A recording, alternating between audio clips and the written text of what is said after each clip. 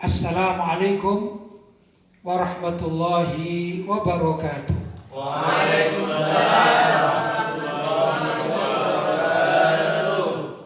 Alhamdulillah, wassalatu wassalamu ala rasulillah Sayyidina Muhammad ibn Abdillah wa ala alihi wa sahbihi wa man wala wa la hawla wa la quwata illa billah, amma ba'd. Ikhwani rahimakumullah, malam hari ini kita diberi anugerah oleh Allah Subhanahu wa taala, yaitu dapat tetap berkumpul di Majelis Ta'lim Ribat Al-Murtadha yang sangat mulia ini. Mudah-mudahan Allah berkenan menerima amal ibadah kita dan dijadikan oleh Allah Subhanahu wa taala sebagai amal yang pahalanya berlipat ganda. Terutama kita berada pada malam hari di bulan suci Ramadan, yang mana pahala-pahala amal kebaikan itu akan dilipat gandakan oleh Allah 10 kali lipat hingga 700 kali lipat. Mudah-mudahan kita mendapat yang terbanyak. Amin. Ya ikhwan, malam hari ini kita akan berbicara atau membaca salah satu dari artikel yang saya tulis dengan judul 7 kemuliaan bagi pecinta ulama. Jadi fokus kita adalah mencintai para ulama, ya. Perlu diketahui bahwasanya Allah SWT menjadikan para ulama itu adalah orang-orang yang sangat mulia derajatnya di sisi Allah Subhanahu wa ta'ala. Allah berfirman, Bismillahirrahmanirrahim, yarfa'illahu alladhina amanu minkum walladhina utul ilma darajat, ya. Yarfa'illahu alladhina amanu minkum, sungguh Allah akan mengangkat orang-orang yang beriman di antara kalian. Mengangkat maksudnya mengangkat derajat, ya. Walladhina utul ilma, dan orang-orang yang diberi ilmu yaitu para ulama, darajat, beberapa derajat. Jadi kalau orang beriman biasa itu diberi derajat oleh Allah SWT. Misalnya orang beriman biasa, umumnya, ya, orang beriman, orang Islam diberi 1 derajat, ya. Tapi kalau dia ini di samping dia beriman, dia alim, maka diberi kemuliaan darajat, beberapa derajat dibandingkan orang yang sekedar beriman kepada Allah SWT. Orang yang beriman itu saja sudah diberi derajat yang sangat tinggi dibandingkan orang-orang yang tidak beriman. Tapi orang yang diberi ilmu yaitu alim, maka derajatnya dilipat gandakan, darajat luar biasa, ya. Karena itu mudah-mudahan kita mencintai para ulama-ulama yang kita muliakan, yang mulai dari ulama-ulama salaf di kalangan para sahabat radhiyallahu ta'ala anhum. Kita mengenal misalnya Sayyidina Abdullah bin Abbas, itu ahli tafsir, ya. Dan Sayyidina Abu Hurairah, ini juga luar biasa, ahli al-hadits, ya, termasuk perawi hadis yang terbanyak, itu juga ulama-ulama, ya. Dan masih banyak ulama-ulama di kalangan para sahabat radhiyallahu ta'ala anhum. Kemudian juga para tabi'in, misalnya Imam Tawus adalah kubara dari kalangan tabi'in, yaitu pembesar-pembesar di kalangan para tabi'in, ya. Luar biasa, masih banyak, ya. Nah, kita pernah dengar juga Imam Az-Zuhri, kemudian di bawahnya itu kita mendengar yaitu imam-imam dari pencetus 4 mazhab, ini Imam Abu Hanifah, Imam Malik radhiyallahu ta'ala anhu, Imam Syafi'i, Imam Ahmad bin Hanbal. Kemudian di bawahnya lagi sekelas Imam Bukhari, itu ulama-ulama, Imam Muslim, Imam Ibnu Majah, ya, Imam Tirmidzi dan lain sebagainya. Terus rentet-rentetan ada Imam Ghazali, terus ada Imam Ibnu Hajar dan Imam Nawawi dan lain sebagainya, ya. Ini para ulama. Kemudian ulama-ulama mu'asirin, yaitu ulama-ulama sekarang ini, ada antara lain itu guru saya Abu Yasin Muhammad bin Alawi Al-Maliki, ya, yang dikatakan oleh sebagian orang di saat beliau ini masih ada, dulu saya pernah dengar beliau ini pada abad sekarang dikatakan ulama imam Ahlus Sunnah wal Jamaah, ya. luar biasa. Karena beliau banyak kitab-kitabnya yang ditulis. Nah, karya tulis kitab-kitab itu banyak sekali dan itu bermanfaat untuk dunia Islam. Maka beliau dikenal juga sebagai Imam Ahlus Sunnah wal Jamaah pada abad sekarang. Ini luar biasa. Dan masih banyak juga ulama-ulama yang ada sekeliling kita ya, yaitu ulama-ulama Ahlus Sunnah wal Jamaah di pesantren-pesantren yang berpegang teguh dengan, kalau di Indonesia mayoritasnya bermadzhab Syafi'i. Kemudian madzhab di dalam berakidah ikut Imam Asy'ari dan Imam Maturidi, ya dah. Kemudian mereka juga mengikut madzhab tasawuf seperti pengikut madzhab Imam Junaid al-Baghdadi, ya dah, dan lain sebagainya. Apa itu? Yaitu ulama-ulama ahli tasawuf yang berbingkai syariat. Nah, ini kalau kita mencintai mereka ya, kalaupun namanya mujalasah, duduk dengan mereka. Kalau mereka sudah wafat bagaimana kita? Ya duduk dengan murid-murid beliau. Tapi andai kata tidak, minimal kita membaca kitab-kitab mereka ini, itu sama dengan mujalasah. Itu mengambil manfaat dari ilmu-ilmu mereka. Itu yang dikatakan kita mencintai para ulama. Mudah-mudahan kita dicatat oleh Allah SWT sebagai pecinta-pecinta ulama. Allahumma amin. Silakan Ustaz dibaca Ustaz. Bismillahirrahmanirrahim. Alhamdulillahi rabbil alamin. Wassalatu wassalamu ala ashrafil anbiya'i wal mursalin Sayyidina Muhammadin wa ala alihi wa sahbihi ajma'in, amma ba'd. 7 kemuliaan bagi pecinta ulama, karya Kiai Haji Lutfi Basri. Al-Faqih Abu Laythi berkata, seorang yang duduk di sisi seorang yang berilmu, walaupun ia tidak dapat menghafalkan ilmunya sedikit pun, maka ia mendapatkan 7 kemuliaan. Ya, ada 7 kemuliaan. Orang hanya duduk saja dengan seorang ulama. Ulama di sini adalah ulama akhirat maksudnya ya. Ulama yang senantiasa berupaya mengajak orang untuk menuju akhirat. Itu kalaupun ada orang senang duduk dengan para ulama semacam itu, walaupun tidak paham ini, misalnya ya, tidak paham atau tidak bisa menulis apa sih yang dikatakan oleh sang ulama tersebut, tidak bisa, dia hanya mendengarkan saja. Ya, yang penting dia masuk, alhamdulillah, 1 huruf ada yang masuk. Ya, itu manfaat, sangat manfaat dan barokah. Mau duduk dengan ulama saja barokah. Termasuk orang-orang yang dicintai Allah SWT, yaitu kalau ada orang yang senang duduknya dengan para ulama. Sebaliknya, ada orang yang diam dia tapi dibenci oleh Allah SWT. Apa itu? Yaitu orang yang senang duduk dengan penjahat. Dia tidak ikut berbuat kejahatan, tapi karena senang duduk dengan para penjahat, maka Allah tidak suka dengan orang tersebut. Ya, Sayyidina Luqman Al-Hakim radhiyallahu taala anhu, beliau adalah seorang waliun minal auliya yang namanya dikenang di dalam Al-Quran. Beliau bukan seorang nabi, tapi diyakini sebagai seorang wali, kekasih Allah, orang soleh. Ya, itu berkata atau pesan kepada putra-putranya atau anaknya, ya bunayya, wahai anakku, alaika bimujalasatil ulama, hendaklah kalian senantiasa duduk menyertai para ulama, wasma' kalamal hukama, dan juga hendaklah kalian senantiasa mendengarkan kalimat nasihat ahlul hikmah. Ahlul hikmah itu orang suka nasihat, ya. Karena ada orang, kalau orang ulama itu biasanya membahas tentang hukum halal dan haram ya. Tapi kalau ahli hikmah biasa dikatakan misalnya duduk sama ahli hikmah, sebut saya ini ahli hikmah misalnya, maka tidak banyak mengatakan ini hal haram, tapi gini, kamu ya kalau misalnya duduk di malam hari ya zikirlah kepada Allah. Nah, itu ahli hikmah. Kalau orang yang zikir kepada Allah itu akan diingat oleh Allah. Nah, kayak gitu-gitu namanya ahli hikmah. Suka nasihat, tapi memang orangnya orang soleh. Suka nasihat, ya.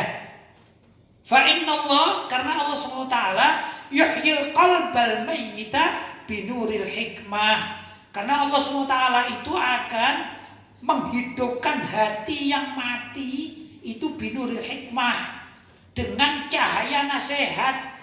Orang kalau sering dinasihati dan dia mau menerima nasihat tersebut, asalnya orang ini nawakal menjadi baik.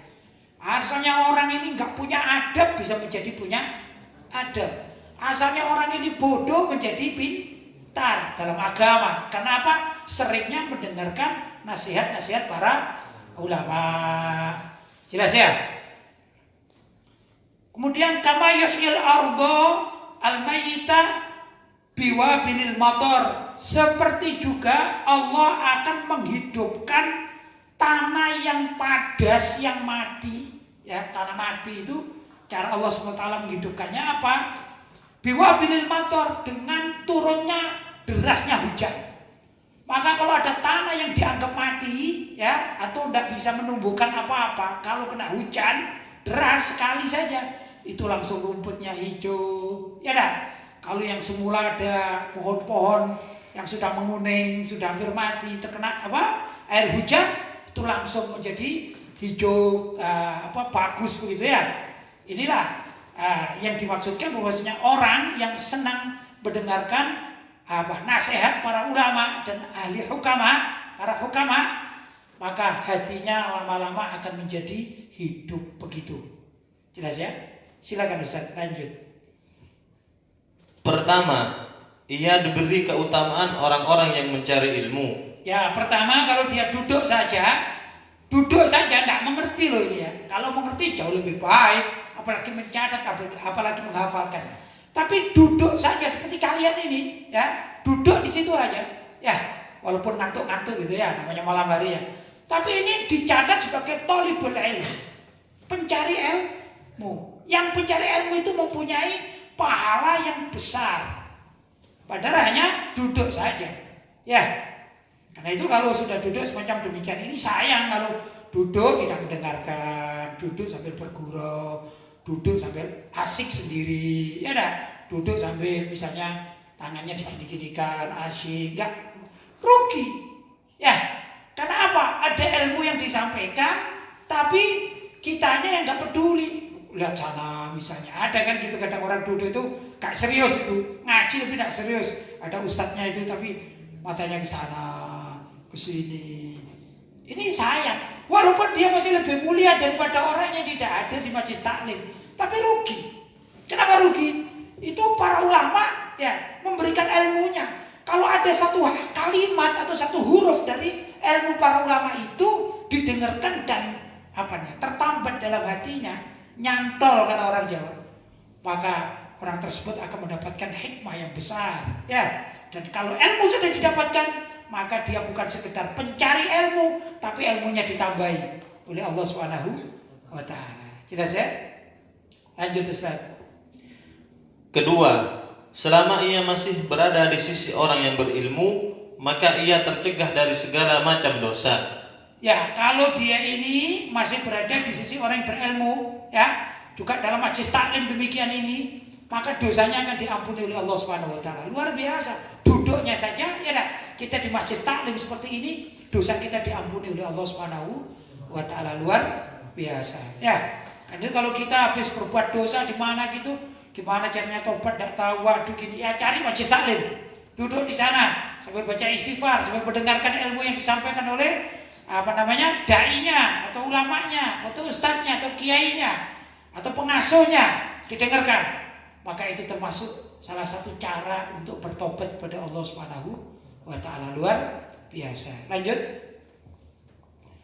Ketiga, jika seorang keluar dari rumahnya menuju tempat orang alim, maka rahmat akan turun kepadanya. Syuf, orang yang keluar dari rumahnya ini menuju ke rumahnya orang alim, ya, mau di situ ada pengajian atau mau bertamu atau sowan, ya, yang jelas dia ini mau ingin bertemu sama orang alim, maka itu Allah menurunkan rahmat kepadanya. Luar biasa, ya. Jadi kita berjalan ke rumahnya Syekh Fulan, atau mungkin kalau di Indonesia ada Habib Fulan, Kiai Fulan yang benar-benar mengajak kita kepada baikan, ya. Itu apa yang terjadi? Selama kita keluar, mulai dari melangkah di depan pintu rumah sampai ketemu dengan Syekh Fulan, Kiai Fulan, ulama Fulan, Habib Fulan, Ustadz Fulan, niat kita untuk silaturahim, apalagi mau mengaji, itu Allah menurunkan rahmatnya kepada orang tersebut. Luar biasa, ya. Lanjut Ustaz. Keempat, jika seorang duduk di majelis taklim, maka ketenangan dan rahmat akan turun kepadanya. Ya, kalau sudah duduk seperti kalian ini ya, maka Allah menurunkan rahmat. Jangan ditolak rahmat Allah. Lu kok bisa menolak rahmat Allah? Ya nggak mau dengerin. Kan kata Nabi Shallallahu Alaihi Wasallam kan begini, semua umatku ini akan masuk surga kecuali yang nggak mau. Lu kok nggak mau? Iya. Lu kok nggak mau gimana sih? Iya karena dia nggak taat kepadaku, dia bermaksiat kepadaku kata Nabi. Maka yang nggak taat dan tidak bermaksiat, yang bermaksiat itu ya atau menolak ajaranku itu sama dengan apa yaitu enggan masuk surga. Demikian ini juga. Semua kalian ini mendapatkan rahmat oleh Allah SWT. Tatkala duduk di masjid taklim itu mendapatkan rahmat dari Allah SWT. Kecuali yang nggak mau. Apa yang nggak mau? Kata orang Malang itu karena no reckon. Tahu apa no reckon? Nggak ngereken, nggak peduli. Main sendiri, main tangannya. Gini-gini kan. Ini, wah main bukunya. Ya, itu sama dengan menolak rahmat. Sayang kan? Allah menurunkan rahmat di bulan Ramadan. Misalnya ada gini, asik-asik. Aduh, ya, gak peduli namanya. Sayang, ya. Rahmat Allah turun tapi ditolak sama orang tersebut. Sayang ya. Karena itu janganlah ya. Kita selagi kita berada di mana? Di majelis taklim, kita datang dengan khusyuk, kita peduli, kita mendengarkan apa yang disampaikan oleh pengasuhnya, ya dah, pimpinannya atau gurunya, begitu ya. Bisa ya? Ya, mudah-mudahan kalian semua mendapatkan rahmat dari Allah SWT. Amin ya rabbal alamin. Lanjut. Kelima, selama ia masih mendengarkan ilmu pengetahuan, maka ia ditulis berbuat ketaatan. Subhanallah. Selama dia mencari ilmu pengetahuan di dalam keagamaan, dia dicatat min ahli taqwa, termasuk orang yang bertakwa. Dia betul-betul memperhatikan dan mencari ilmu. Dia ingat. Oh, guruku mengatakan begini. Dia ini termasuk min ahli taqwa. Subhanallah. Ya dah. Padahal dia datang ke situ untuk apa? Mencari ilmu agama. Dia betul-betul peduli. Kayak ini para santri, masya Allah ya, aktif gitu ya. Subhanallah. Nah, ini termasuk min ahli taqwa, dicatat. Allahumma amin. Amin. Allahumma amin. Lanjut Ustaz. Keenam, jika seorang mendengar majelis taklim dan ia tidak memahami pengetahuannya sehingga hatinya kecewa karena ia tidak mengerti, maka kekecewaan itu akan mendudukkan dirinya dengan kedudukan tinggi di sisi Allah. Allah Subhanahu wa taala berfirman, "Aku akan membela orang-orang yang hatinya kecewa karenaku." Ya, ada orang ingin belajar ilmu agama, tapi seorang guru menerangkan kan macam-macam ya. Karena ada kalanya ini gurunya, maaf ya, ilmunya ini ibarat ibarat orang pemain sopir mobil itu memang sudah kelasnya ini kelas go-kart gitu ya, kelas lomba-lomba itu ya. Terus ada yang ingin baru nyopir nih, jangankan nyopir mobil itu, wong namanya klakson aja nggak paham dia. Nah, yang gurunya ini menerangkan sudah, ini kalau tekongan begini ya, ini sudah tinggi kelasnya ya gitu. Dia kecewa dia, saya hadir di majelis Ustadz Fulan ini, ulama Fulan ini, Kiai Fulan ini, Habib Fulan ini, saya gak paham ya. Karena memang saya masih baru pemula ini, masih pinginnya ngaji alif bakta, beliaunya sudah mengajarkan urusan halal dan haram, saya gak paham saya. Ya dah, karena ada orang demikian. Saya pribadi punya pengalaman ya. Dulu waktu berangkat ke Mekah, ke tempat guru saya Abu Said Muhammad bin Al-Maliki ya, itu saya masih betul-betul mentah. Gak ngerti apa-apa, yang bisa dikatakan ilmunya ilmu alif bakta. Padahal guru saya ini mengajar dengan bahasa Arab. Saya tidak begitu paham bahasa Arab. Ya sudah, dengerin aja lah gitu. Ya, kecewa dah. Ya pasti kecewa. Ngaji tapi gak paham. Semua yang paham saya gak paham, kan kecewa. Itu maksudnya begitu. Ya, karena di sana kan beda. Mengajarnya Abu Yazid Muhammad bin Alawi Al-Maliki ya, ini mengajarnya pakai bahasa Arab. Saya hanya ngerti mahada kita. Wah, ini susah. Ya. Akhirnya apa? Ya nggak paham, tapi lama-lama kan diberi kepahaman oleh Allah. Ya karena mau peduli, kan begitu. Nah orang yang kecewa karena Allah, kecewanya kan bukan apa-apa. Saya nggak paham ya. Ya, saya kok nggak paham ini gimana itu. Mungkin di arah para santri ini ada biasanya yang pertama kali belajar ilmu faraid itu susah memahaminya. Gurunya sudah menerangkan, sudah detail, tapi karena ini santri baru, tidak ngerti. Ini kan pembagian waris. Ini termasuk adalah apa? Min ahlil warafah. Waris itu apa? Warosah itu apa? Gak paham. Ya ada kan begitu di awal. Ini orang kecewa semacam itu besok akan dibela oleh Allah SWT.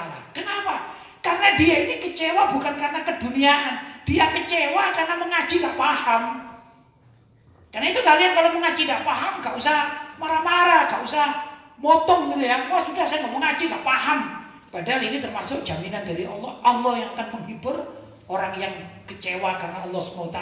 Yaitu belajar kepada seorang alim. Orang alimnya menerangkan karena orang yang lain, jamaah yang lain itu sudah pandai-pandai. Ya ada mau ngajar alif bakta, kasihan yang lain-lain. Dia cuma mendengarkan saja mustame. Ya itu kalau orang Malang dikatakan ini santri popok bawang.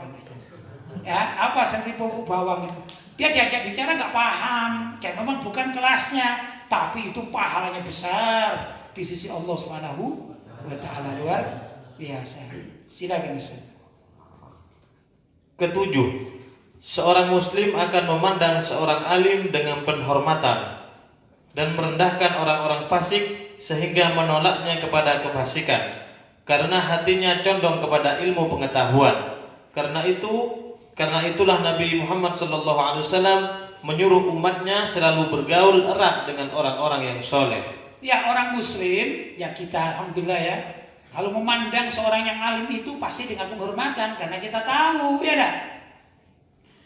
Dan kalau ada orang fasik, maka kita melihatnya orang muslim melihat orang fasik itu ya gak seneng kan gitu ya. Ini sudah naluri manusia. Orang fasik punya penjahat lagi. Kalau kita melihat orang alim sebagai kita orang muslim dan mukmin kepada Allah SWT, kita ahli ibadah, memandang ketemu orang alim seneng gak? Seneng. Kalau ketemu penjahat gimana ini? Pasti tidak suka. Ya, karena itu hendaklah umat Islam pandai-pandai mencari kawan atau pergaulan. Jangan sampai bergaul dengan orang-orang yang jahat, tapi bergaullah dengan orang-orang yang alim. Karena bergaul dengan orang-orang yang alim, yang soleh, itu akan membawa ketenangan hati, membawa keberkahan dalam hidup, bahkan berpengaruh kelak sampai di akhirat pun demikian ya. Luar biasa. Lanjut Ustaz. Betapa mulianya para pencari ilmu agama yang selalu mendambakan agar dirinya dapat memahami ajaran Islam dengan baik dan benar. Di antara cara untuk mendapatkan ilmu yang sesuai dengan ajaran Rasulullah SAW adalah selalu mendekatkan diri kepada para ulama sebagai pewaris Rasulullah SAW. Ya. Jadi para pencari ilmu seperti kalian-kalian dan kita, saya juga begitu, saya suka mencari ilmu tetap ya. Kata Abu Yazid Muhammad Al-Maliki ini mengajarkan kita ini, murid-muridnya dikatakan, lazil tatoliban, engkau ini tetap kapanpun tetap menjadi pencari ilmu. Maka kita perlu juga orang-orang sudah mengaji, ustaz ini berdiskusi, bertanya kepada yang lebih pintar, dan setiap orang kan pasti mempunyai pengalaman yang berbeda-beda ya. Dalam diskusi antara asatidz dan antara guru-guru ini pasti ada yang dalam bab ini fulan ini lebih pintar, maka dia menjadi pencari ilmu. Dalam bab ini yang ustadz satunya lebih pintar. Itu kalau di kalangan orang-orang yang ahli agama. Saya pun juga bergaul dengan para ulama-ulama sehingga kadang kita diskusi. Kadang saya mengambil ilmu dari fulan bin fulan ya. Fulan bin fulan ngambil dari satu temannya ngambil dari apa yang kita kasih, demikian seterusnya. Itu namanya lazil tato liban. Engkau senantiasa toliban mencari ilmu. Ya, apalagi para santri kan begitu. Nah, maka orang yang masih meletakkan dirinya sebagai pencari ilmu, maka akan mendapatkan ilmu dengan sebaik-baiknya asalkan disesuaikan dengan ajaran yang telah diajarkan oleh baginda Nabi Muhammad Sallallahu Alaihi Wasallam. Antara lain apa itu ajaran Nabi? Yaitu kita perlu mencintai para ulama pewaris para nabi. Al ulama warasatul anbiya. Ya, para ulama yang benar-benar mengajarkan ilmu yang lurus, mengajak jalan yang lurus ya. Maka mereka adalah pewaris para nabi. Dan pewaris para nabi itu berhak untuk dihormati oleh umat Islam. Kita sebagai umat Islam wajib memuliakan mereka, yaitu ahlul ilmi, para ulama. Tapi sekali lagi ini ulama akhirat ya, bukan ulama mencari dunia. Kalau ada orang yang pinter mencari ilmu tapi khusus untuk mengumpulkan kekayaan, ilmunya memang sengaja cari ilmu dengan titel yang tinggi misalnya, ya macam-macam titel itu ya, tapi dipergunakan untuk gimana caranya dengan tanda tangan saya bisa mencairkan dana dari Amerika, dari Cina, misalnya dari Jepang ya, dengan ilmunya. Nih aku adalah tokoh ya. Tapi kalau kalian kepingin dapat suaraku, aku beri suara. Hei orang-orang Amerika, hei orang-orang Jepang, hei orang-orang Tiongkok, hei orang-orang Cina, ya dah. Kalau kalian ingin berkolaborasi denganku, aku kasih proposal. Ini namanya ulama dunia, ulama su ini ya. Bukan itu yang dimaksudkan. Tapi yang dimaksudkan adalah seorang yang selalu mengajarkan, ayo kita sholat, ayo kita puasa, ayo kita zakat, ayo kita haji, ayo kita mendekatkan diri kepada Allah, ayo kita, dan yang bagus-bagus semuanya ala siratal mustaqim, di atas jalan yang lurus. Itulah ulama-ulama yang patut untuk dihormati. Lanjut Ustaz. Sedangkan yang dimaksud dengan para ulama pewaris Rasulullah SAW itu menurut Syekh Imam Nawawi Al-Bantani adalah hamba Allah yang beriman. Hamba Allah yang beriman, terus menguasai ilmu syariah secara mendalam. Menguasai ilmu syariah secara mendalam, terus dan memiliki pengabdian yang tinggi semata-mata karena mencari keridhaan Allah Subhanahu wa taala. Selalu mengabdi kepada masyarakat karena Allah Subhanahu wa taala ya. Terus bukan keridhaan manusia. Bukan cari pujian dari manusia, tapi mencari keridhaan dari Allah Subhanahu wa taala. Ini tiga hal. Apa tadi Ustaz? Syaratnya apa? Menguasai ilmu syariat dengan mendalam ya, dengan benar-benar menguasai ilmu syariat. Yang kedua, memiliki pengabdian yang tinggi semata-mata karena Allah. Terus mencari ridho Allah Subhanahu wa taala ya deh. Itu antara lain syarat-syarat bahwa seorang dikatakan dia itu warasatul anbiya. Lanjut Ustaz. Dengan ilmunya mereka mengembangkan dan menyebarkan agama yang hak, baik dalam masalah ibadah maupun muamalah. Ya, jadi ulama yang dimaksudkan adalah mengajarkan umat baik di dalam urusan ibadah atau muamalah. Apa muamalah itu? Muamalah itu adalah kehidupan sesama manusia ya, mulai jual beli, pernikahan, ya, sewa menyewa, juga ada jinayat di sana, yaitu terkait dengan pidana, ya. Muamalah tapi terkait dengan pidana, bagaimana orang berhutang harus nyaur, kalau tidak menyaur diapakan ya, orang mencuri dengan sekian batasnya potong tangan. Itu juga ulama-ulama yang benar mengajarkan seperti itu. Jelas? Lanjut Ustaz. Menurut beliau, beberapa ciri-ciri ulama pewaris Nabi antara lain: A.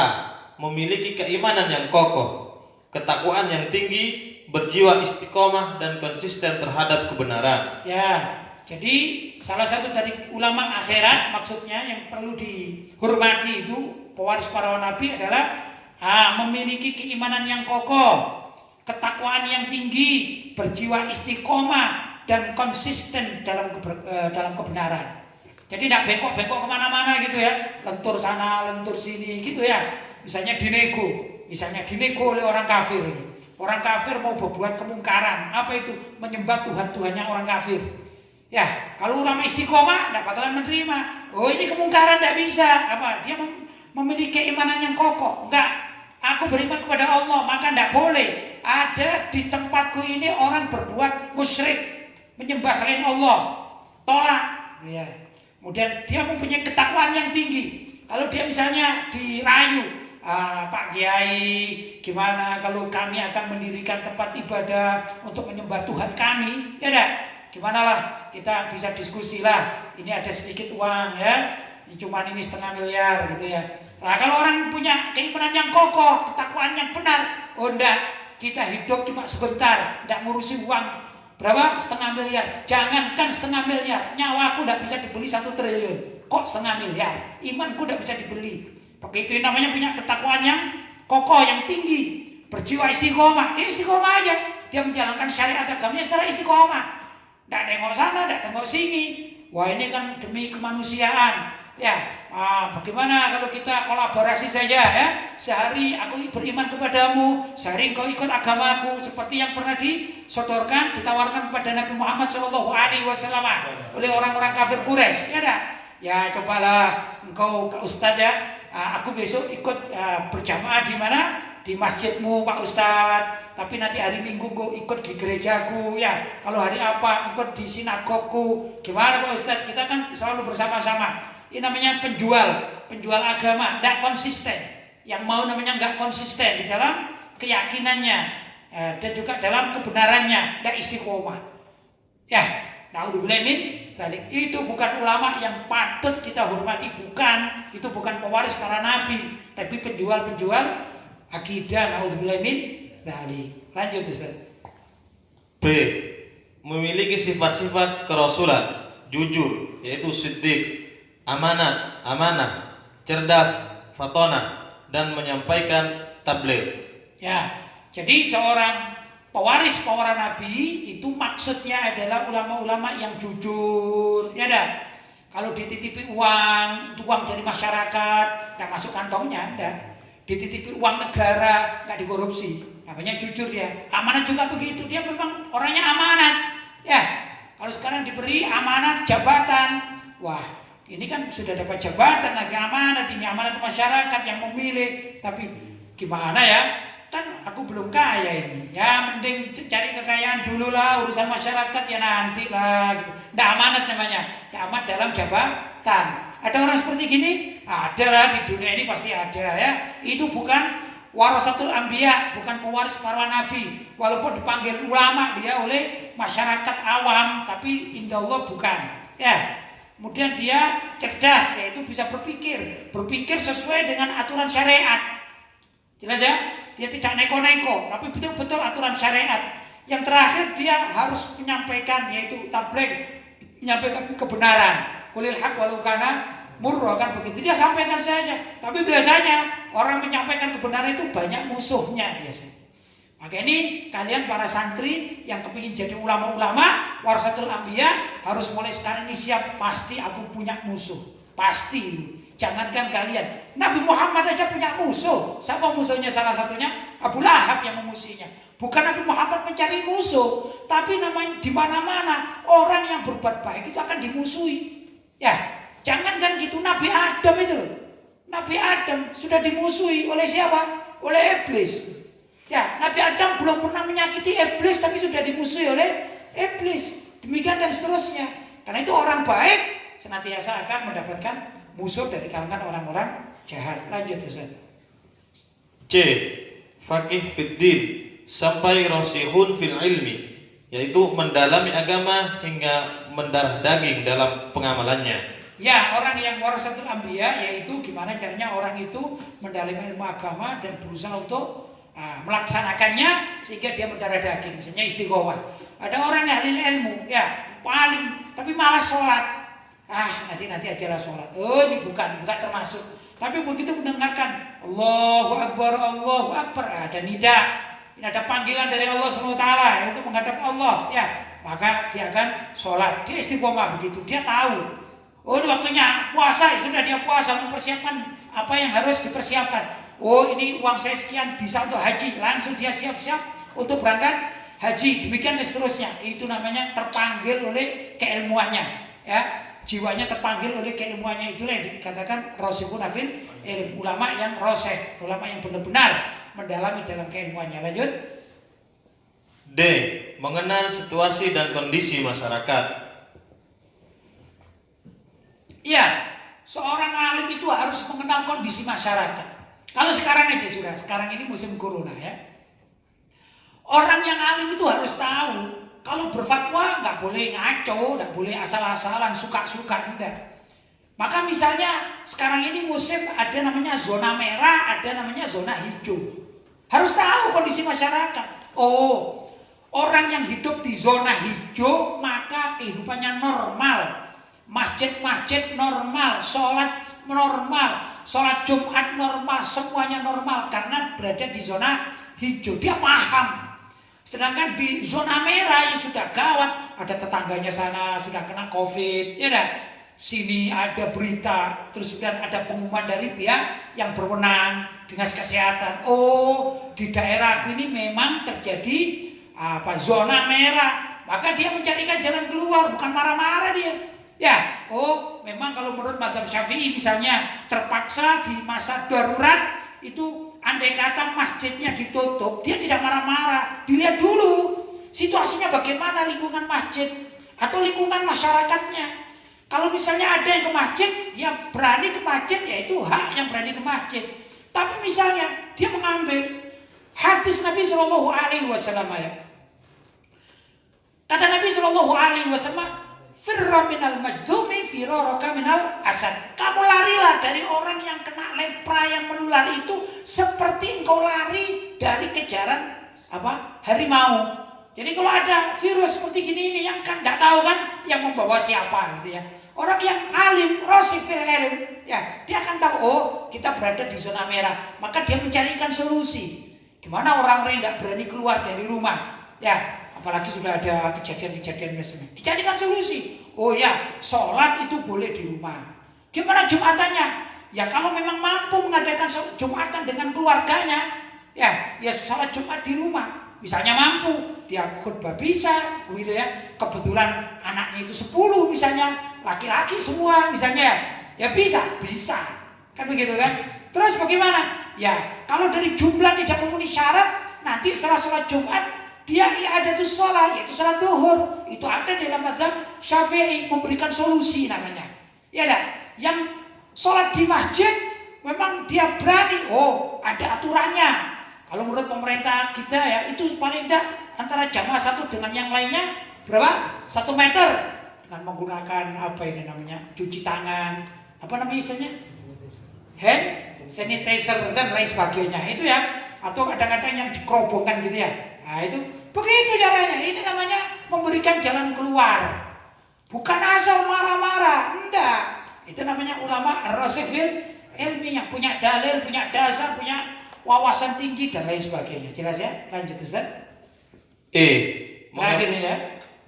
Mengabdikan seluruh hidupnya untuk memperjuangkan dan menegakkan ajaran Allah Subhanahu wa taala. Ya, mengabdikan seluruh hidupnya untuk memperjuangkan dan menegakkan ajaran Allah. Maksudnya berdakwah fi sabilillah, melayani masyarakat yang memerlukan bimbingannya. Ya dah, karena ada begitu. Ada orang itu banyak ditanya, kadang-kadang tanya sana sini karena memang dianggap mengerti dan dia mau. Tapi kalau kadang-kadang ada orang yang mengerti, ibarat ditanya, misalnya Ustaz tadi saya tanya ya, Ustaz saya mau tanya Ustaz, 1 + 1 berapa Ustaz? Jawabannya berapa? 2 kan? Tapi ada orang yang malas ditanya, Ustaz 1 + 1 berapa Ustaz? Siapa yang tanya, nggak penting. Ini bukan sifat ulama, ini bukan. Paham ya? Ya kalau misalnya ada yang lupa lain, ya lupa itu lain ya. Misalnya dulu ada orang bertanya ini siapa ya dulu, mau tak jawab ini siapa dia tanya lain. Tapi kalau setiap pertanyaan, alah gak penting, paling anak miskin yang tanya. Nah ini bukan sifat ulama. Jadi ulama itu harus memahami gitu hidupnya untuk keagamaan semuanya, yaitu berdakwah fi sabilillah. Jelas ya? Mudah-mudahan apa yang saya sampaikan kita baca tadi sudah selesai kita ya. Ada manfaatnya. Kita lanjutkan sesi tanya jawab, mungkin sudah ada yang masuk. Silakan Ustaz. Alhamdulillah, Kiai, ini sudah ada beberapa pertanyaan yang masuk pada malam hari ini. Baik.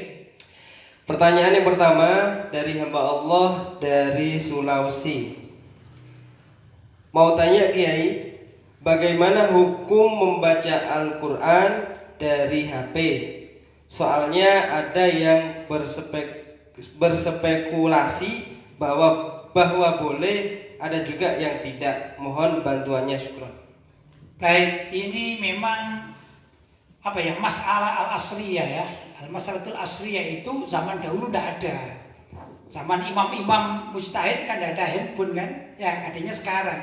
Android pun juga masih berapa tahun belakangan ini kan. Dulu HP kita HP jadul kan gitu ya. Nah, kalau sekarang ada Android akhirnya bisa digunakan untuk membuka Al-Quran gitu ya. Nah, saya membaca dari sekian banyak ada perbedaan pendapat. Tadi sudah dikatakan ada yang mengatakan boleh, ada yang mengatakan tidak. Ya, saya mengambil jalan tengah. Pertama begini, sebagian ulama juga mengatakan membaca Al-Quran lewat HP Android boleh apa tidak boleh? Hukumnya boleh. Ini dulu hukumnya boleh. Ya. Gimana kalau ada orang, kalau ada orang tidak punya wudhu, nah ini jadi masalah ya. Tidak punya wudhu kemudian membawa HP yang di dalamnya ada Al-Qurannya ini. Maka selagi HP-nya tidak hidup tidak apa-apa, disaku tidak apa-apa. Tapi kalau HP-nya sedang hidup dan di layarnya itu kliknya itu Al-Quran, maka wajib berwudhu. Nah ini yang tengah-tengah mu'tadil ya. Pertama boleh. Gimana andai kata sudah, misalnya gini, pinjam Ustaz HP-nya Ustaz. Ah, misalnya gini ya, ini kan misalnya ada Al-Qurannya ini ya. Nah, tatkala dibuka dan kita membaca Bismillahirrahmanirrahim, Alif Lam Mim, gitu ya. Kita wajib dalam keadaan punya wudhu. Misalnya mau kentut, dimatikan saja. Kalau sudah dimatikan namanya bukan mushaf. Jadi itu di dalam istihad para ulama salaf dikatakan, andai kata kita menulis ayat Al-Quran di tembok, kita niati sebagai ayat Al-Quran, maka pegang temboknya ini wajibnya wudhu. Tapi kalau diniati sebagai lukisan, ya apa namanya, tazyin, itu enggak. Jadi tergantung. Maka demikian juga tatkala kita membuka handphone, kita niati baca Al-Quran, berarti niat bawa mushaf, maka wajib punya wudhu. Itu ketentuannya begitu ya. Jadi ada kalanya boleh, yaitu tatkala dia punya wudhu dan dibuka dan jihaznya tadi, layarnya itu ada tertera Al-Qurannya, dia boleh membaca Al-Quran dan seperti membaca mushaf pahalanya. Tapi tatkala dimatikan, ya selesai, jadi barang biasa. Begitu Ustaz ya. Jadi jawabannya gimana? Boleh ya. Tatkala kita membacanya, kita harus menghormati hak-hak mushaf. La yamassuhu illal mutahharun ya, tidak boleh menyentuhnya kecuali orang-orang yang dalam keadaan suci punya wudhu, yaitu tatkala hidup HP-nya dan ada tulisannya. Andai kata sudah pindah aplikasi lain, sudah bukan mushaf lagi. Jelas ya? Begitu menurut sebagian kajian para ulama al-asliyun ya, yang sekarang ini. Lanjut Ustaz. Pertanyaan berikutnya Kiai dari hamba Allah dari Kalimantan.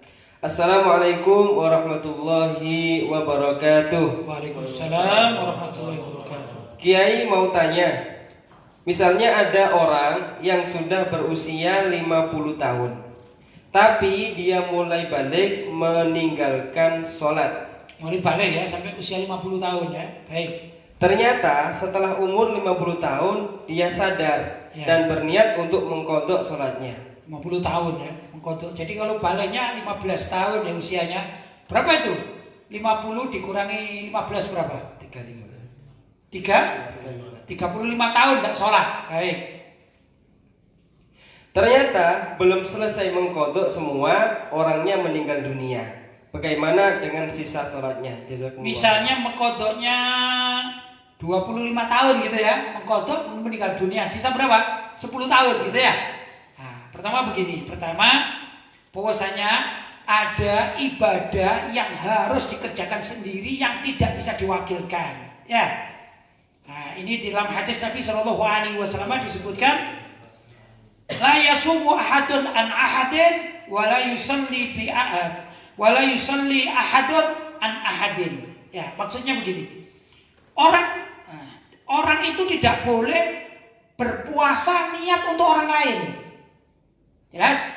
Ya, misalnya Ustadz Burhan ini malas puasa, terus bilang sama saya, bisa enggak bantu saya? Bantu saya. Apa bantunya? Sama puasa atas nama saya. Nanti tak kasih duit, misalnya. Boleh enggak? Enggak boleh. Sama dengan sholat. Saya ini agak capek ini malam ini, Mbak. Pingin sholat saya. Tapi kepingin sholat tapi malas. Gimana kalau sampean aja yang sholat atas nama saya? Gimana? Nggak boleh. Ini kaidah ya, ada. Tapi haji untuk orang yang mati boleh. Jadi ada beberapa kriteria yang boleh, ada yang tidak boleh. Adapun sholat termasuk yang tidak boleh. Ini yang penting. Puasa termasuk yang tidak boleh. Sudah ya? Itu tepat menggunakan dalil wa alaisa lil insan illa ma sa'a. Sesungguhnya apa yang dikerjakan ya, apa yang dimiliki pahala dari seseorang itu, misalnya Ustaz Burhan, illa masa kecuali apa yang dikerjakan, yaitu sholat Yang tadi itu sholatnya cuma 25 tahun, yang dapat 25 tahun dia cuma. Yang 10 tahun tidak dapat pahala dia. Ya, begitu. Apakah bisa digantikan? Tadi itu nggak bisa menurut pendapat ini. Jelas? Tapi, ada tapi. Sebagian ulama mengatakan ahli warisnya berhak untuk sholat gitu, yang pahalanya sholat sunnah atau sholat wajib, yang pahalanya dihadiahkan kepada si mayit tersebut, bukan menggantikan sholatnya. Begitu. Sebagian ulama mengatakan ya paling tidak bersedekahlah sebanyak nilai pahalanya yang ditinggalkan kalau 10 tahun. Dianggap satu waktunya 1 mud misalnya, berarti kali 10 tahun gitu ya, 5 kali. 1 mud kali 5 kali 10 tahun. Tapi itu bukan pengganti itu. Hanya kita Ahlussunnah wal Jamaah kan meyakini bahwasanya amalan orang hidup pahalanya bisa dikirim kepada si mayit.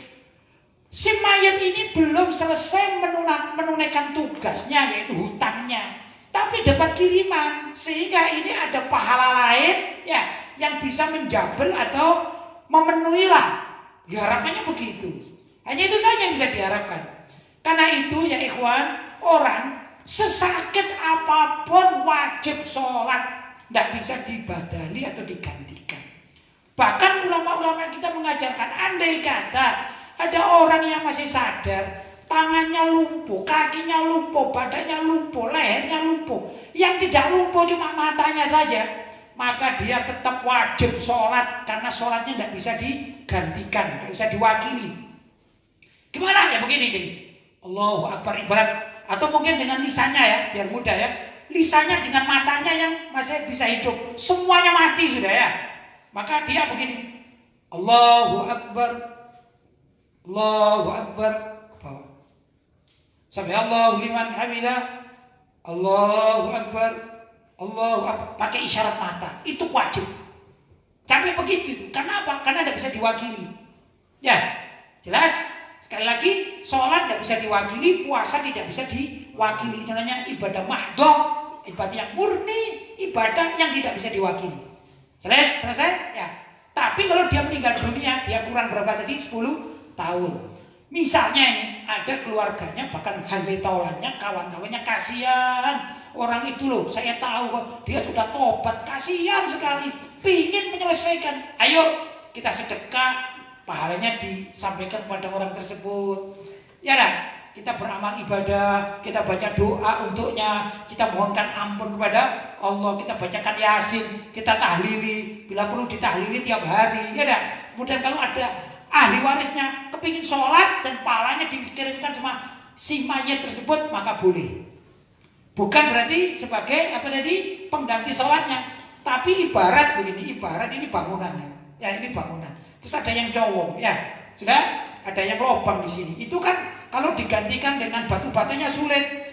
Ya kalau enggak digantilah dengan triplek misalnya, usah ditutupi ya dan lain sebagainya, atau banyak lain gitu. Misalnya dari timah, tapi gak sama dengan aslinya ini loh. Tapi masih bisa untuk menutupinya, menyempurnakannya. Ibarat begitu, jelas ya? Baik, lanjut. Pertanyaan berikutnya dari hamba Allah dari Bekasi. Baik. Mohon maaf, sekedar bertanya Pak Kiai. Baik. Ada ungkapan sejarah itu akan berulang. Kalau dari kacamata Islam itu bagaimana? Benarkah pernyataan tersebut? Dan apakah boleh atau tidak berdosa kita menganggap seperti itu? Sejarah itu akan berulang atau akan terulang gitu ya. Itu ada kalimat sejarah akan terulang. Begini, ada 2 kalimat ini. Kalau dikatakan sejarah boleh terulang, itu tak apa-apa hukumnya. Tapi kalau sejarah pasti terulang, tidak boleh. Kenapa? Karena yang menentukan kepastian itu Allah, bukan prediksi kita. Di dalam ayat Al-Qur'an kan ada itu lah. Ya, wala taqulanna li syai'in inni fa'ilun dzalika ghadan illa ayyasha Allah. Wala taqulanna li syai'in, jangan kalian mengatakan pada sesuatu inni fa'ilun dzalika ghadan, aku pasti akan mengerjakan itu esok. Illa insya Allah, tapi katakanlah insya Allah. Misalnya ini kalau kita secara umum ya, misalnya Ustadz Hadi ini rumahnya di mana Ustadz? Di Bantul. Bantul ya. Saya bilang, Ustadz Hadi saya besok akan ke Bantul. Ustadz tadi bilang kan, pasti itu. Ya saya pasti akan ke Bantul. Tidak boleh. Yang boleh insya Allah saya akan ke Bantul. Keinginan saya kuat besok saya ke Bantul itu boleh. Karena apa? Belum tentu malam ini saya masih hidup. Kalau Allah murka, karena saya memastikan misalnya pasti nggak ada mungkin lagi pasti saya besok ke Bantul. Ternyata malam ini dicabut gimana? Allah kan bisa aja berkehendak demikian ya.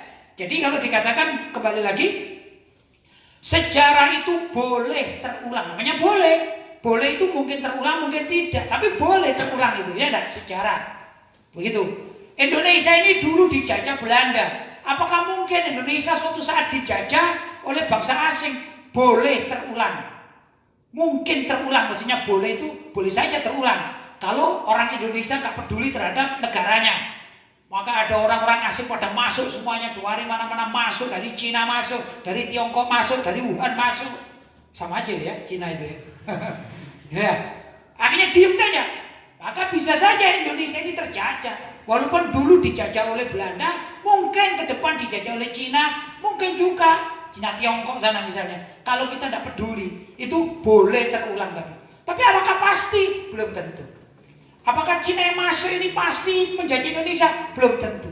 Kita ini banyak ulama-ulama yang bisa berdoa dan sebagian ulama-ulama ini doanya diterima oleh Allah SWT. Begitu misalnya ada 1 juta, 2 juta, 3 juta, 10 juta orang masuk Indonesia dari orang-orang asing, kemudian ada wali berdoa kepada Allah, ya Allah, bunuh itu semuanya calon penjajah Indonesia. Esok hari subhanallah semuanya ini terkena corona mati semuanya. Kan bisa saja. Allahumma amin. Amin. Allahumma amin. Jadi orang asing mau menjajah Indonesia, mudah-mudahan mereka yang terkena corona dan mati. Allahumma amin. Ya dah. Kan bisa itu terjadi, karena itu nggak boleh kita katakan pasti akan terulang dah. Tapi boleh terulang. Sejarah boleh terulang, bukan pasti terulang ya. Mudah-mudahan sejarah Indonesia dari yang dijajah oleh Belanda dulu tidak terulang lagi. Allahumma amin. Lanjut Ustaz. Pertanyaan berikutnya Kiai dari hamba Allah dari Banten. Baik. Assalamualaikum warahmatullahi wabarakatuh. Waalaikumsalam warahmatullahi wabarakatuh. Afwan Kiai, izin bertanya mengenai hadis tentang tanda-tanda kiamat. Baik. Apakah Ramadan tahun ini sudah pasti terjadi kiamat seperti prediksi dari beberapa orang? Itu pertanyaannya. Pasti kiamat. Jadi sudah katakan jangan bilang pasti, ya dah. Yang tahu hanya Allah Subhanahu wa taala, ya dah. Itu pertama. Saya katakan kalau melihat hadis-hadis Nabi Shallallahu Alaihi Wasallam ya, dan banyak tanda-tanda yang akan terjadi di akhir zaman itu pasti akan terjadi kelak, gitu ya. Misalnya dukhon, dukhon kemarin? Kabut pekat selama 40 hari itu pasti akan terjadi kelak. Pasti akan terjadi kelak tadi. Ya. Ada lagi Ya'juj dan Ma'juj misalnya. Itu pasti akan keluar, tapi bukan sekarang, kelak. Pastinya pasti. Karena janji Allah Subhanahu wa taala. Ya dah. Apalagi ada Dajjal, kapan muncul? Pasti akan muncul, kapan? Kelak. Ya, kelak masih ada. Ya. Terus bagaimana dengan sekarang? Ya kalau saya membaca hadis-hadis yang lain, selagi masih ada orang azan, ada orang mengaji, kita aja masih senang mengaji, ya dah, mengaji Al-Quran, mengaji kitab. Ini lagi bulan Ramadan ini, ya kayaknya jauh lah dari kiamat, karena masih banyak orang azan. Walaupun sebagian masjid ditutup gara-gara corona, tapi apakah semua masjid itu nggak azan? Enggak. Maksudnya mungkin jamaahnya nggak hadir, tapi di mana-mana kan azan kan? Bahkan di HP kita ini bisa azan, betul ya? Di TV azan nggak? Masih ada azan. Jadi masih jauh menurut saya. Kalau tahun ini ya masih jauh. Gimana dengan prediksi ada meteor akan jatuh? Iya, mungkin itu tanda-tanda kiamat, tapi namanya alamatun sughra. Alamatun sughra, tanda kecil masih. Kalau alamatun kubra Itu tadi itu sudah ada Dukhon, ya dah. Sudah ada Ya'juj dan Ma'juj, sudah ada Adabah, apa hewan yang tingginya itu kalau dalam beberapa hadis ya, tingginya itu kakinya di mana? Di bumi, kepalanya di langit. Kalau dia ini mengejar orang dan akan membunuh orang siapa saja dikejar ya dah. Dia orangnya dikejar tidak akan bisa luput dari kejarannya. Kalau ada orang ini mengejar si Dabah ini, hewan yang akan muncul di akhir zaman, tidak mampu. Sudah ada apa belum? Belum ada, yang ada di TV aja kan, ada film-film anak-anak itu ya. Film apa namanya itu? Seperti lawannya apa namanya? Satria Baja Hitam itu kan ada kan ya. Wah, itu kan kayak menghancurkan dunia, itu kan film aja ya. Nah, itu kan belum terjadi gitu loh. Terus Imam Mahdi juga belum turun, belum muncul Imam Mahdi. Nabi Isa belum turun. Jadi kalau tahun ini ya kayaknya enggak lah. Ini pendapat saya ya. Loh, kok bisa begitu? Iya, sesuai dengan hadis-hadis yang lain. Jadi kejadian-kejadian, misalnya ada sungai di Furat ya, sungai Efrat itu yang mengering. Ya, mengering memang itu termasuk tanda kiamat, tapi masih tanda sugro, alamat sugro. Ya mungkin kan nanti ada hujan akan tumbuh lagi kan begitu. Juga nanti ada api yang mengeliling atau menggiring masyarakat atau umat itu yang keluar dari Yaman juga belum ada. Alhamdulillah ulama-ulama Yaman masih datang ke Indonesia. Ya dah, apinya masih belum datang. Api yang hari kiamat itu api sebagai tanda hari kiamat belum juga muncul. Masih banyak kan ulama-ulama kita datang dari Yaman. Ya, jadi masih jauh lah. Saya kiaskan begini ya.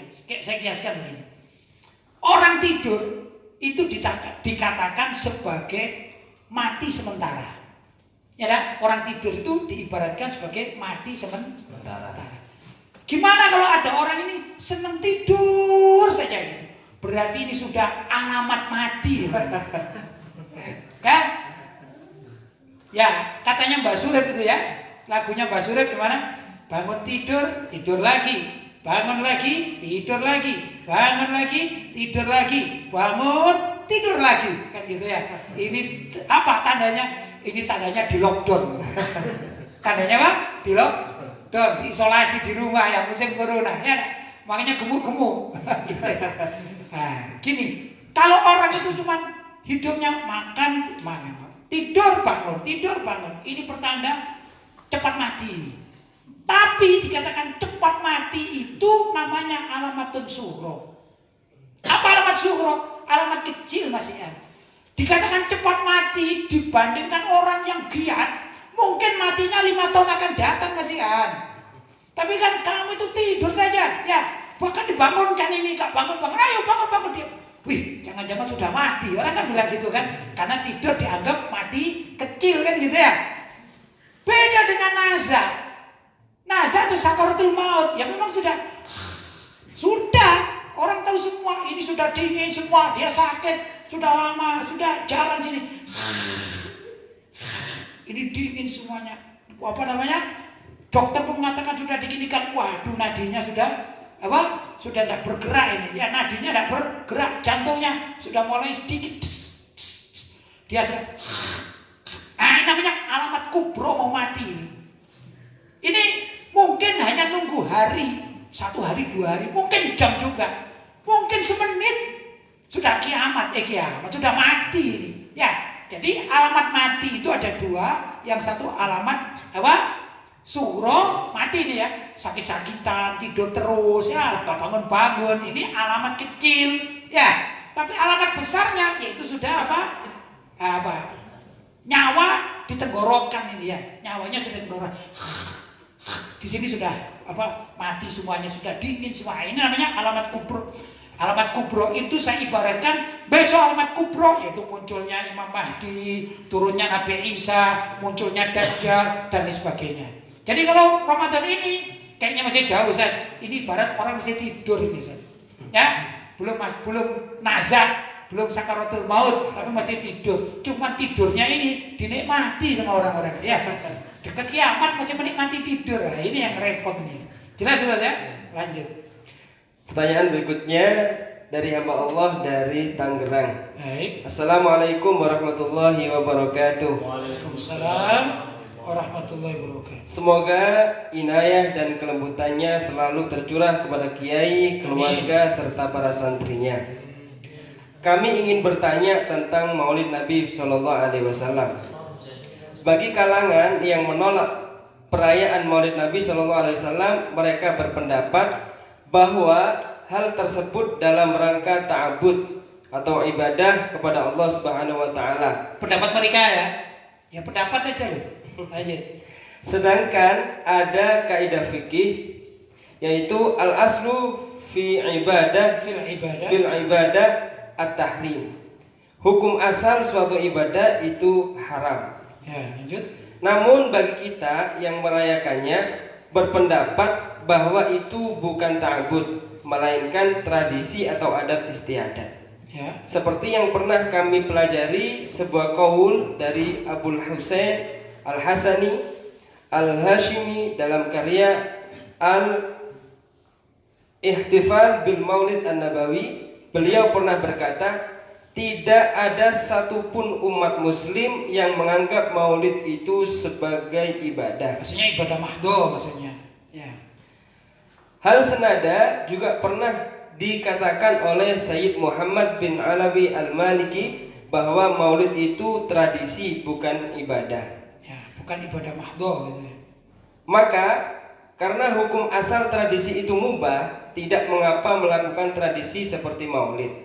Ya. Yang jadi pertanyaan kami dalam pelaksanaan Maulid Nabi Shallallahu Alaihi Wasallam, khususnya kami orang Betawi dan umumnya Aswaja, itu ada semacam kewajiban untuk membaca rawi berjanji. Semacam ya, merasa semacam kewajiban, padahal tidak wajib itu ya.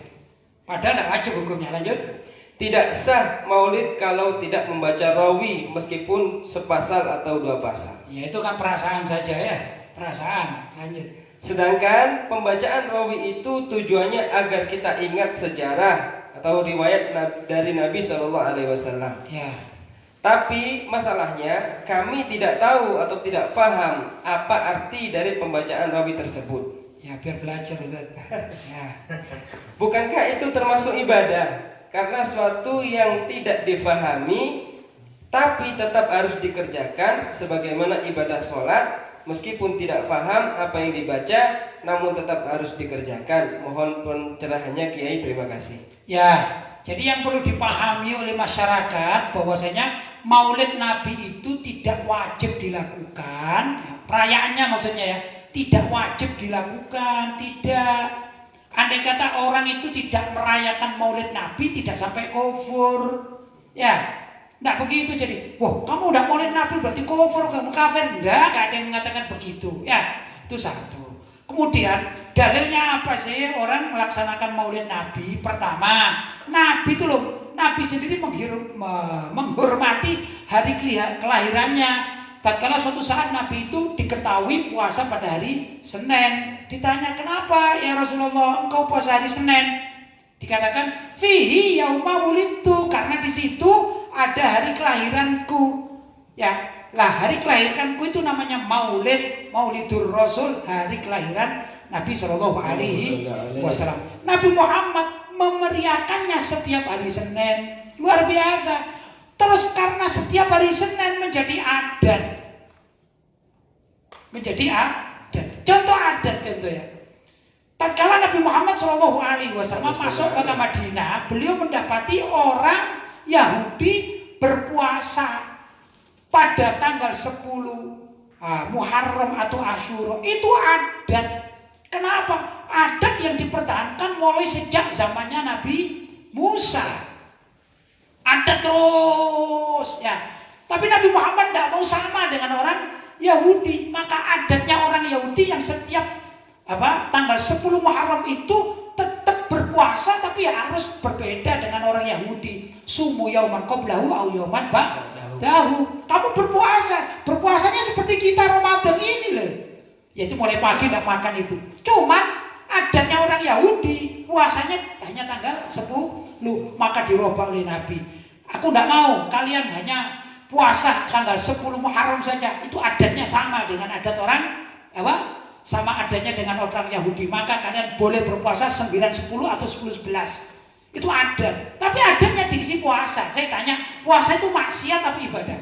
Ibadah kan? Tak apa-apa, ada diisi ibadah. Tak masalah. Demikian juga maulid Nabi. Nabi itu memperingati maulidnya setiap Senin dengan berpuasa. Itu adanya Nabi berpuasa. Ada orang ingin memperingati maulid Nabi tapi dirinya tidak kuat berpuasa. Masa wajib? Tidak wajib. Cuman aku ingin bersedekah misalnya setiap hari Senin misalnya ya.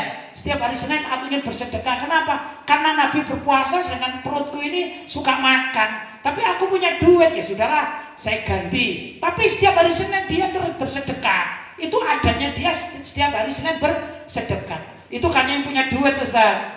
Bagi kita-kita yang gak punya duit, aduh daripada sedekah enggak, puasa gak kuat, baca sholawat lah. Ya dah.